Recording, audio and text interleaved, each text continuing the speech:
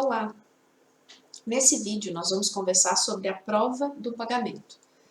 Então, uma vez que o devedor tem o encargo de pagar, portanto, de cumprir a prestação em favor do credor, lhe é resguardado o direito da quitação. Então, quitação é a prova emitida através de um recibo ou outras presunções que identificam que o devedor quitou a dívida, portanto, que houve a extinção da obrigação civil. A quitação é um direito do devedor, que regularmente cumpriu a sua prestação, portanto, cumpriu o dever de pagar ao credor. Quando se fala em prova do pagamento, que é justamente essa prova da quitação, nós temos duas modalidades de prova. Nós temos a presunção absoluta de pagamento e a presunção relativa de pagamento. A presunção absoluta é aquela também chamada de presunção iuris et de iure. É aquela presunção que não admite prova em sentido contrário. É aquela que se qualifica com a emissão do recibo. Conforme o 319 do Código Civil, nós vamos ver que quando o devedor vai cumprir o pagamento, ele tem direito à quitação. E lhe é também concedida a possibilidade de reter com ele o pagamento se o credor não quiser fazer a emissão do recibo de quitação. Então, esse 319 ele tem que ser interpretado em conjunto com o 334 e 335 do Código Civil. Ou seja, se o devedor lá no dia do vencimento foi pagar e o credor não quis emitir o recibo, o devedor, para não incidir nas consequências da inadimplência, ou seja, não arcar com as perdas e danos, com juros, correção, multa, custas, honorários, para que não arque com essas consequências, o nosso devedor fará um depósito, que nós chamamos de pagamento em consignação. O recibo, que será emitido pelo credor, deverá conter alguns requisitos. Então, esses requisitos vêm elencados no caput do artigo 320. Então, os requisitos são quem é o devedor que está pagando, quem é, né, a pessoa que está pagando, o objeto de espécie de pagamento que está sendo concretizado, lugar, tempo do pagamento e também a assinatura do credor. Então, esses requisitos, eles deverão compor o recibo de quitação. Mas, conforme o parágrafo único do Código Civil, faltando um ou mais desses requisitos, mas se permanece indiscutível que houve a quitação, vale como prova de pagamento. Então, é um exemplo onde eu devia, vencida a dívida dia 30 de abril de 2020, para a Milena os 50 mil reais. Quando eu encontro a Milena lá no dia 30 de abril, a Milena fez o recibo de quitação. Então, ela vai cumprir a primeira hipótese ali do 320. Então, a quitação que sempre poderá ser dada por instrumento particular. Então, nós não precisamos fazer por instrumento público em cartório. Pode ser feito por um documento escrito comum. Designará o valor e a espécie da dívida quitada. Ou seja, lá no recibo, a Milena, que era a minha credora, vai dizer: a devedora Patrícia está pagando 50 mil referente à quitação parcial da compra do apartamento tal. Segunda ideia aqui expressa no 320. O nome do devedor, que a gente já comentou, ou quem por este pagou. Então, se quem entrega ela os 50 mil não sou eu, mas, por exemplo, é a Natiele, ficará caracterizado no recibo que Natiele paga em nome da devedora Patrícia o valor de 50 mil reais referente à quitação parcial do apartamento tal. O tempo, então, 30 de abril de 2020, o lugar, na cidade de Balneário Camboriú, e a assinatura da credora. Então, deve constar todos esses requisitos. Faltou o lugar e a data, mas cumpridos os outros, por exemplo, ficou indiscutível que houve o pagamento, vale então como presunção absoluta de quitação da dívida. A par da presunção absoluta, nós temos a presunção iuris tantum, que é a chamada presunção relativa quanto à prova do pagamento. Essa prova do pagamento, identificada como iuris tantum, é aquela que admite prova em sentido contrário. E ela se qualifica, primeiro, na situação do 321. Então, 321 diz o seguinte: nos débitos cuja quitação consista na devolução do título, perdido este, poderá o devedor exigir, retendo o pagamento, declaração do credor que não utilize o título desaparecido. Então, é o caso dos títulos cambiais, a exemplo da nota promissória. Então, se eu devo pagamento de uma dívida representada por uma nota promissória, quando eu vou pagar, o credor não me emite um recibo, ele simplesmente me devolve a cártula, devolve a nota promissória. Se no momento de pagar, o credor diz assim, olha, eu extraviei a nota promissória, o que eu posso exigir enquanto devedora? Eu posso exigir que ele declare, então, que extraviou e inutilize a nota promissória, para que ele não possa se utilizar de uma dúbia cobrança referente ao valor expresso nessa cártula. O 321, ele identifica, então, que aquele que tem essa declaração tem uma presunção de que houve o pagamento. Ou, quando ele recebe a nota promissória de volta, se presume o pagamento feito por ele. Ele pode ser associado ao 324, que também se identifica como presunção iuris tantum. Então, no 324, a entrega do título ao devedor firma a presunção de pagamento, mesma ideia. Então, se eu devia, por exemplo, para a Rafaela o valor de 20 mil reais, quando a Rafaela me entrega o título, presume-se que eu quitei os 20 mil reais devidos a ela. Há uma presunção iuris tantum. Por quê? Imagina que eu utilizei do abuso de confiança e me apropriei indevidamente dessa nota promissória, que estabelecia a dívida de 20 mil reais. Ou pratiquei furto ou apropriação indébita. Feita essa prova pela credora, ela vai poder cobrar o valor. Só que tem um detalhe aqui do parágrafo único. Ficará sem efeito a quitação, assim operada, se o credor provar em 60 dias a falta do pagamento.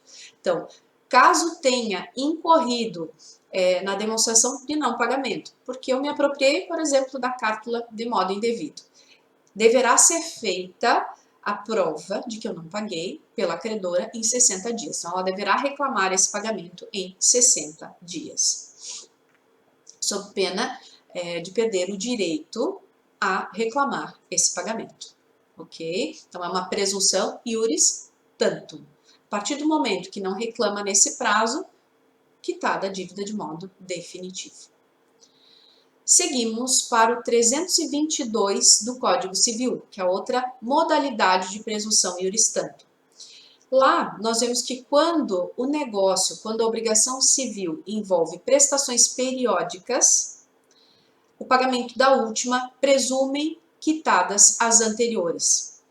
Então, no 322, quando o pagamento for em cotas periódicas, a quitação da última estabelece até a prova em contrário a presunção de estarem solvidas as anteriores. Então, seria aquela hipótese da conta de energia elétrica, da conta de água, taxa de condomínio, onde todo mês há o pagamento do valor devido.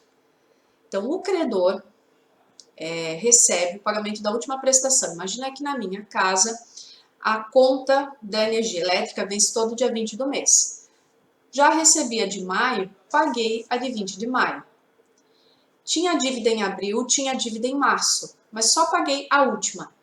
Então, pelo que nós vemos no 322, presume-se quitada ou presumem-se quitadas as dívidas anteriores. É uma presunção iuris tantum, portanto, o credor pode demonstrar que ele não recebeu as anteriores. Como é que ele faz isso? No próprio documento que cobra maio, ele vai identificar que existe a dívida de abril, que existe a dívida de março. Mesmo que não constasse essa informação lá no documento que cobra o mês de maio, feita a demonstração de que a devedora não pagou as anteriores, vai poder cobrar. Então, é uma presunção iuris tantum, porque presume-se quitado, ou presumem-se quitadas as anteriores. mas demonstrado pelo credor que não houve quitação, vai poder cobrar as que venceram antes e estão em aberto. E, por fim, o 323. 323 estabelece que se o recibo foi geral, portanto, não dá uma dívida em que se paga capital mais juros. Se o recibo foi geral, não resguardando o pagamento dos juros, presumem-se quitados os juros. Portanto, se qualifica também como presunção juris tanto, porque poderá o credor demonstrar que não recebeu os juros e depois cobrar. Então, 323. Sendo a quitação do capital sem reserva dos juros, estes presumem-se pagos. Aqui nós temos ainda duas situações, a do 325 e a do 326. 325 fala quanto à responsabilidade pelas despesas de quitação. Então, nós vamos ver que, em regra, salvo cláusula em sentido contrário, as despesas de quitação correm por conta do devedor. Agora, se houver aumento dos gastos em razão de determinação do credor, ele responde por esse acréscimo. Então, no 325, presumem-se a cargo do devedor as despesas com pagamento e quitação. Se ocorrer aumento, por fato do credor, suportará este as despesas acrescidas. É aquela situação onde compro, por exemplo, um produto pela internet. Compro uma cortina para o escritório. E eu acabo comprando essa cortina pela internet, a empresa está lá em Arapongas. As despesas de pagamento, ou seja, as despesas para entrega, o transporte, o frete, regra geral, se não houver cláusula em sentido contrário, correm por conta do devedor da entrega. Então, a empresa que está lá em Arapongas vai arcar com o custo de transporte até aqui, Camboriú. Imagina que eu comprei a cortina, não para fixar aqui, mas para dar de presente para uma amiga que mora lá em Porto Alegre. O custo desse frete até Camboriú é um, de Arapongas até Porto Alegre é outro. Então, essa despesa de Camboriú a Porto Alegre, esse plus, correrá por conta do credor. Na vida real, justamente por conhecer essa regra, nesses negócios de compra, de venda pela internet, o que se verifica é que já quando se faz a compra, se opta pela responsabilização do consumidor, ou seja, do credor da entrega, pelo custeio do frete. Justamente porque o 325 presume a cargo do devedor as despesas, portanto, ele flexibiliza que as partes pactuem em sentido contrário. Aqui nós temos um enunciado, que é o enunciado 18 das Jornadas de Direito Civil, que estabelece que essas despesas, inclusive envolvendo o meio eletrônico, também se encaixam aqui. Então, o enunciado 18 das Jornadas elenca o seguinte: a quitação regular referida no 329 do novo Código Civil engloba a quitação dada por meios eletrônicos ou por quaisquer formas de comunicação à distância, assim entendida aquela que permite ajustar negócios jurídicos e praticar atos jurídicos sem a presença corpórea simultânea das partes ou de seus representantes. Então, nós vimos que a quitação absoluta, lá do 329, ou a quitação que gera a prova absoluta, ela pode ser formalizada de modo presencial ou de modo eletrônico, como a gente vê ali no enunciado. E os custos, o custeio do pagamento, envolvendo seja o ambiente presencial, seja o ambiente eletrônico, ele segue a regra de que as despesas de pagamento e quitação correm por conta do devedor, salvo cláusula em sentido contrário, e o que acrescer, aí sim presume-se a cargo do credor. E, por fim, temos a regrinha do 326. Se o pagamento se houver de fazer por medida ou peso, entender-se-á no silêncio das partes que aceitaram os do lugar de execução. Então, seria aquela situação da compra e venda de gado, onde se fixa que o preço será fixado pela arroba do boi. E aí quem recebe faz a medida e, caso não tenham fixado a arroba, vai se identificar aquela do local em que foi recebido o bem. O mesmo acontece na questão de venda de imóveis rurais. O alqueire, ele é uma medida de extensão de terreno rural, não mais utilizada com tanta frequência aqui na nossa região, quando há compra e venda de imóvel rural. O modo mais comum é o hectare, ou seja, 1 hectare equivale a 10.000 metros quadrados, ou o próprio metro quadrado. Contudo, em algumas regiões do país e em contratos mais antigos se utiliza ainda o alqueire. Nada impede que se utilize no contrato o alqueire. Fato é que o alqueire tem medidas diferentes dependendo da região do país. Então eu fiz aqui algumas anotações. Então, um alqueire goiano equivale a 48.400 metros quadrados. O paulista, 24.200 metros quadrados. O alqueire do norte, 27.225 metros quadrados. Aqui em Santa Catarina, o mineiro, 48.400 metros quadrados. Aqui em Santa Catarina, quando utilizada a questão do alqueire, geralmente se utiliza o alqueire paulista ou o alqueire mineiro, que é o mesmo, que equivale ao goiano. Só que, poxa, se a gente coloca em paralelo, um alqueire para o goiano mineiro, 48.400 metros quadrados. Para o paulista, 24.200 metros quadrados. Então, o assessor jurídico, quando ele vai elaborar esse contrato, ele vai ter que observar, poxa, é interessante a gente fixar o alqueire. Qual é o alqueire? É o paulista? É o mineiro? É o do norte? Enfim, para que não exista divergência, porque a quantidade aqui de área é bem diferente de um para o outro. Vamos dizer que só fixou em alqueires, não teve o acompanhamento de um assessor jurídico, o documento, o contrato foi formalizado direto pelas partes, pelo que a gente viu no 326. Eles vão entender o utilizado no costume local. Então, aqui na nossa região, é mais frequente o alqueire paulista, esse de 24.200 metros quadrados, quando ele ainda acontece. Ok?